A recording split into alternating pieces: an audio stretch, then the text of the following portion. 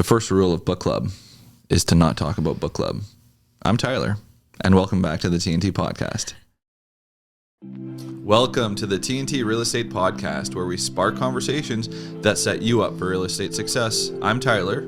And I'm Tanya, and each week we bring you expert tips on navigating Northern Ontario's real estate market. Whether you're buying, selling, or investing, we've got the tools to help you thrive.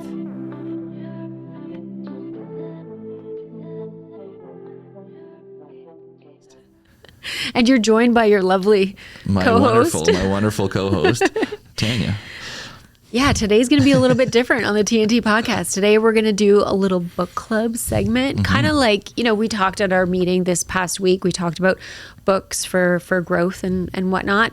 Now that we're sort of leading into winter season, cozy season, maybe it's time to curl up with a good book or listen to a good book. That's how I read books. I listen to them. Me too. Yeah. I get in the car, Audible, and listen to whatever I'm listening to. It's fantastic. If I'm not listening to podcasts, I guess podcasts are very important too. But yeah. Sometimes they're not suitable for when children are in the car. That's right. Yeah. So this year we're going to wrap up the year with wanting to get a little clarity into 2026. So some of people listening might be agents. Some people might be consumers or just regular sort of people who love the TNT podcast. Mm-hmm. So we're going to touch on a little bit of sort of business related books, maybe real estate, negotiated related, and sort of personal growth and I don't know, whatever else comes a book club. Yeah, I feel like we're both the same sort of book nerd, where it's just like very like self-help focused. Mm-hmm. I feel like you read like maybe more stories and stuff, but I'm like strictly self-help. Yeah, so I joined a book club quite a few years ago. I want to say we're at least 5 years now. And it started off as like completely nonfiction. So it was biographies, autobiographies, or what's it called? Like self-help, personal growth type books. Yep. But now it's definitely devolved into like beach reads and a few other things. So, but there's some really good nuggets that I learned from joining this book club, and a lot of really great books. So what should we start with first? I think, let's go a little bit agent focused first of all. Mm-hmm. And I would say Never Split the Difference by Chris Voss. Yes. I think is huge. And obviously, like at our meeting yesterday with all of our agents, there's a sequel that I didn't know about. It's not really a sequel, but I guess it's like the next stage in, is more specifically for realtors. Mm-hmm. And I can't recall the name right now. I think it's called Full Fee Agent. Full Fee Agent. I think that's what it is. Yes. Okay. So Chris Voss is obviously, a badass FBI negotiator. He talks about his radio AM voice. Oh, he's got FM a great voice. And, yes. And I mean, because I listen to most of my books now, he's the narrator of the book as well. Mm-hmm. So it's like a very good read. Mm-hmm. But it teaches you like about negotiation, obviously at a very high level, because he was like, that's basically the most important negotiation you can have as an FBI negotiator. So just tells you and kind of shows you in a very simple kind of reading, what kind of, it's kind of just like a reinvigoration of like what negotiation is and why it's important. Yeah. So in the book, a lot of it is very high stakes, as you're mentioning, like it was like hostage negotiations in Haiti. So one of the things that sort of he talks about is it's called tactical empathy. So it's like understanding where the other side is coming from.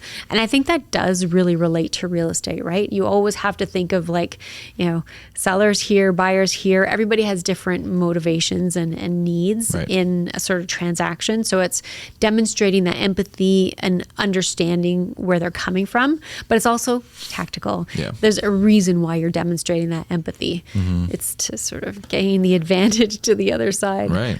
Yeah. And I mean, that's obviously you do a great job for yourself and you do a great job for your consumer. Mm-hmm. And I feel like the last few years with, the bidding wars that we went through, we a lot of people have lost the art of negotiation. They don't know how to negotiate anymore. It was just put in whatever clean offer you could and hope it gets accepted. Please take the most amount of money that I give you over anybody else. And it's just like, I feel like it's a lost art form that I feel like moving into maybe a more balanced market, the agents that understand the conversations and how to have them, I think will win. Yeah. There's another book that is a lot more in depth with respect to negotiations called Negotiation Genius. Right. And it's written by like Harvard professors, and it's very, very, it's a lot more strategic and a lot more, I suppose, it's less conversational, less situational, right. interesting to read, but it's very, very informative. And one of the things in there is sort of the best alternative to a negotiated agreement, right? And that's always an important thing to understand before you go into a negotiation. So Right. one of those things that is definitely brought up in Negotiation Genius. Right, So, right. That's good. good business book. Yeah. I would say next on the list would be Exactly What to Say by Phil, I think it's Phil Jones. Phil Jones. Yeah, it is Phil Jones. And it kind of goes to, the small phrases that, give you better results than what you would get if you just said whatever was on your mind, right? Yeah. And I think it's good for listing presentations. It's good for buyer consults. It's good for negotiation as well. Just like little phrases that you can take away. But I think that would be another good one if somebody was looking for, a little bit. I think it's a little bit lighter than never split the difference. But I think it's important as well. Yeah, I think it's a quick read, and it gives you some sort of like suggested phrases or ways that you can sort of go about saying things, Right. because often we learn in our business things can get pretty heated and pretty emotional. Right. And so if you can kind of keep that emotions at bay and understand where everybody's coming from in a situation, you're going to help things progress forward. Right. Yeah. Okay, so how about systems and focus and productivity? What would you say about that one? Well, this is one that I have not read, but this was brought up at our Tuesday meeting, was Indistractible by Nir Eyal. And this one gives you the tools to shut out distractions. This is something I think we struggle with daily in our society, not Right. just in real estate, but in any business and in any life. We have our phones, things are going off all the time. There's people pulling you in every direction. Right. And it's so easy to get distracted. Yeah, I think Todd was talking about this one, and I think it's he said that, is this the one that he uses like the time blocking method from this book? Yes. I gotta read this. This is actually on my list because Yeah. we have so many. We have so many things going on. My goodness. But yeah, I think this is gonna be on my. But I'm pretty sure he uses the full. In the book, I'm pretty sure it's all about time blocking and obviously how to not get distracted. So I think that's pretty important. Okay, and what about habit building? I know we talk about habit building a lot at our office, Right. Morning routines, building good habits. We have a couple of books about habit building. Right. I think, it's not necessarily habit building, but it's good for realtors would be the Millionaire Real Estate Agent from Gary Keller. I think, it's a layout of how to progress as an agent and the different steps that you take. So I think that would almost be very good for, your time blocking and what you need to do on a daily basis. It doesn't go into 9 a.m. you have to call people, and at 10 a.m. you have to do social media, and at 11 a.m. But it's like, these are the steps that you need to take to become a millionaire real estate agent, which is obviously more of a vanity term. But I think that's an important one to mention for realtors, but also for kind of momentum as well. Yeah, we have The Compound Effect by Darren Hardy, and there's another one by Charles Duhigg, which for some reason my brain is not remembering what the name of that book is. Something about habits. The Power of Habit? Could it be The Power of Habit? Charles Duhigg. Yeah. Anyway, both of them are about once you start building in certain habits into your daily routine, Right. that you're just naturally going to keep doing those things, those tasks that you need to do. Yeah. I mean, if you do, let's say you're prospecting your hour of power every single day for a month, it becomes way easier than when you first started. Yeah. Or if you're doing It's like exercising. if it's exactly, and that's I always bug Anthony because he's the bodybuilder of the office, but I'm just like, it's a muscle. Like when you start working it and you do it day after day after day, it becomes easier and your muscle grows, and it becomes easier to have those conversations with clients and families and friends and whoever it is. It's just about And obviously, like the Darren Hardy book, Compound Effect, is basically, that's what it says is, you know, you start with these small little actionable items that you can do every single day.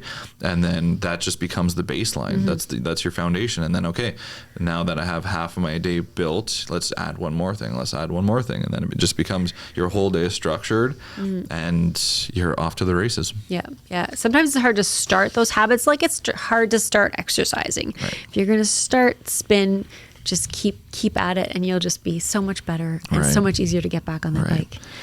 Okay, next we're going to talk about money, mindset, and business clarity.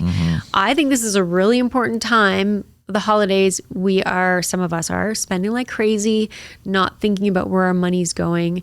And when you're earning, in our business, we earn a commission. Feels like a really healthy paycheck sometimes, but there's a responsibility that comes with that paycheck, right? You can't just go out and spend it or assume that it's all your money. Part of it, especially if you get HST, some of it has to go back to the government. You got your CRA, you got your taxes, you got your business building, you get so many things. So it's very important now, especially because we're buying gifts and spending a lot of money at Christmas, booking vacations. I was going to say maybe taking a vacation or two. It's pretty important. So our book would be, and I mean, I feel like you either hate him or you love him, but Dave Ramsey, he, for his, like, you know, his baby steps, he obviously, you know, the empire that he's built is very impressive, and he did it, you know, with zero debt.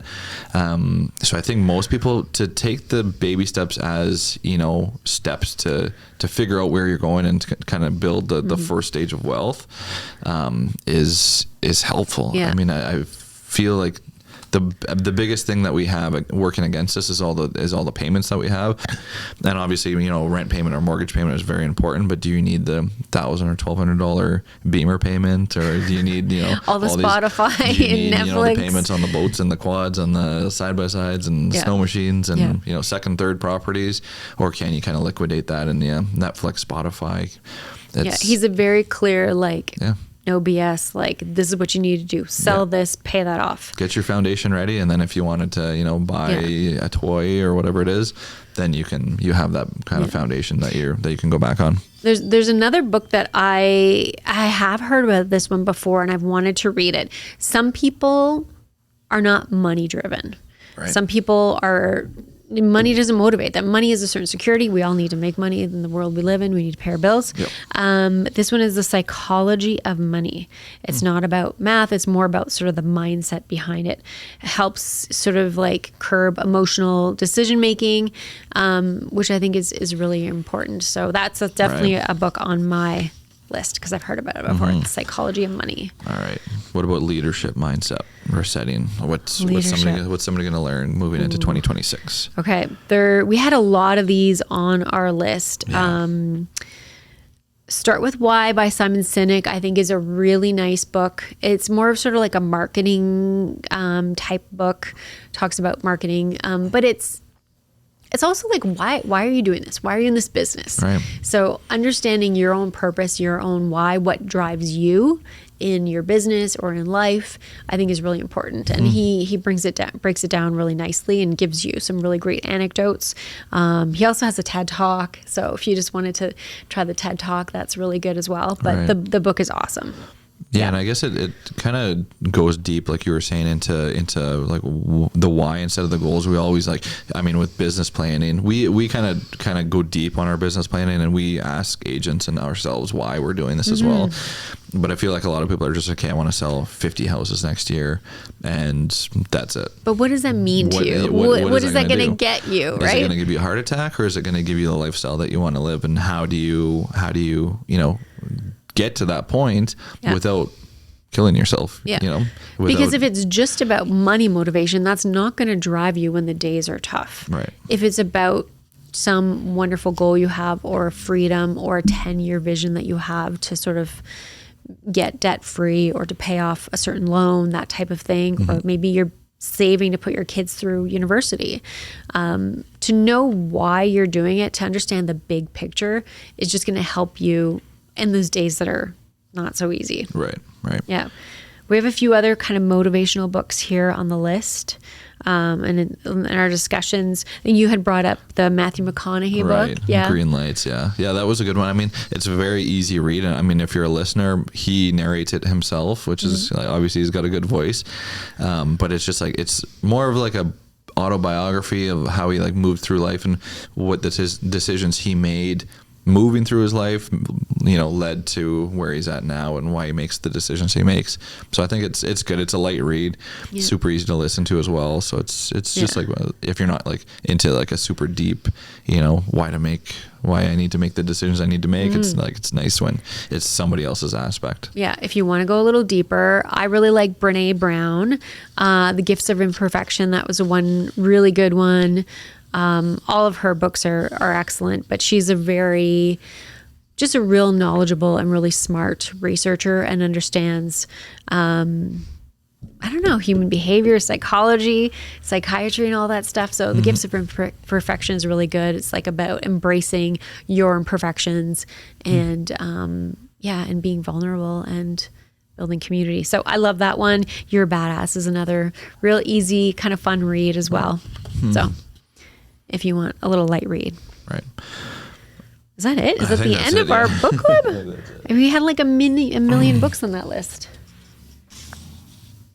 Is there any other ones? Shit.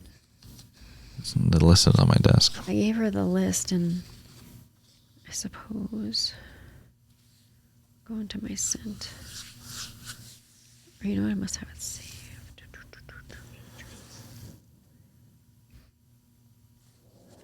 We just wrap it up too. Don't overthink it. Just pick. Don't overthink. Just pick one or two books that speak to where you're at right now. Oh, she didn't. Sorry, I didn't give her the book list. I asked her to put it in. Holiday Book Club. It's in Book Club.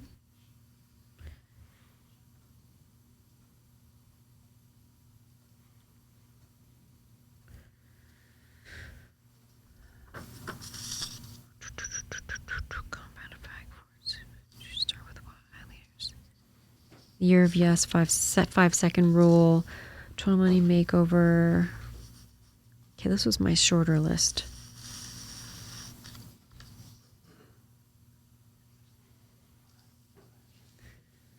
This is the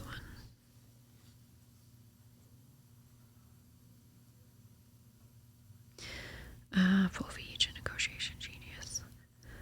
Ninja selling, compound effect, indistractable, art of spending. Never eat alone, millionaire, real estate agent, start with why, leaders eat less, relentless, Tim Grover, and that was one. 5-second rule, rise and grind, Damon John. Okay. So like Sirhan, full fee agent. Surrounded by idiots. I don't think there's really much else to mention. Maybe They're just all pretty similar. Yeah. Okay. So maybe we'll just say there's a lot of really great books out there. Don't overthink it. Just pick one or two books that speak to where you're at right now.